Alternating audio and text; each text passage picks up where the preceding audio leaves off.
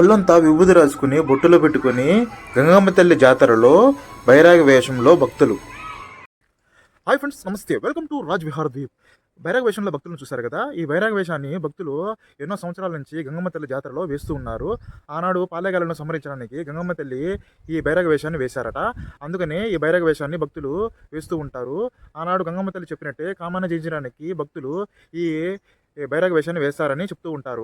అలాంటి గంగమ్మ తల్లి జాతరలో ఈ బైరాగ వేషాన్ని ఎలా వేస్తారో ఈ వీడియోలో చూసేద్దాం. తిరుపతి తాతయ్య గుంట గంగమ్మ జాతర మొదలవగానే మొదటి రోజున చూడొచ్చు బైరాగ వేషంలో ఒక పక్క భక్తులు, మరొక వైపు ఇలా మహాశివుడు, సుబ్రహ్మణ్య స్వామి, ఆంజనేయ స్వామి, లక్ష్మణుడు, రాముడు, నారదుడు వంటి వేషధారణలతో ఎంతోమంది భక్తులు ఇలా అమ్మవారి ఆలయానికి వచ్చేశారు. ఇలా తిరుపతి తాతయ్యగుంట గంగమ్మ జాతర మొదటి రోజు నుంచే అంగరంగ వైభవంగా జాతర మొదలవుతుంది. గంగమ్మ తల్లి ఆలయం ఎదురుగా చూడొచ్చు వ్యాపాకులతో ఉప్పు కూడా ఇక్కడ భక్తులు వేశారు.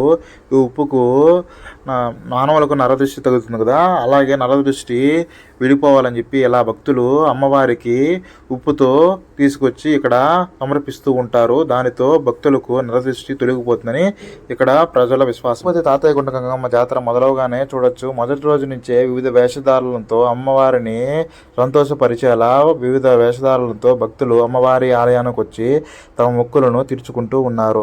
ఈరోజు బైరాగ వేషం కాబట్టి ఎంతోమంది భక్తులు బైరాగ వేషంతో అమ్మవారిని దర్శించుకోవడానికి వచ్చారు.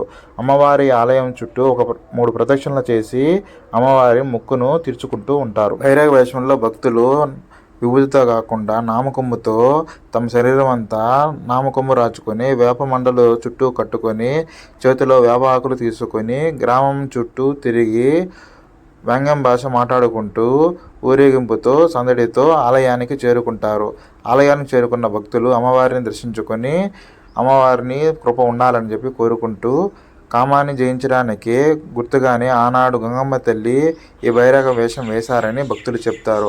ఆనాడు తిరుపతి తాతయ్య గుంట గంగమ్మ పూర్వం పాలేగాలను సంహరించడానికి వివిధ వేషధారణలతో ఎలా వచ్చారో అలాగే ఇప్పుడు కూడా భక్తులు అమ్మవారి వేషధారణలతో బైరాగ వేషం వేసుకొని మొదటి రోజున ఎలా అంగరంగ వైభవంగా అమ్మవారి జాతరను ఎలా చేస్తారు.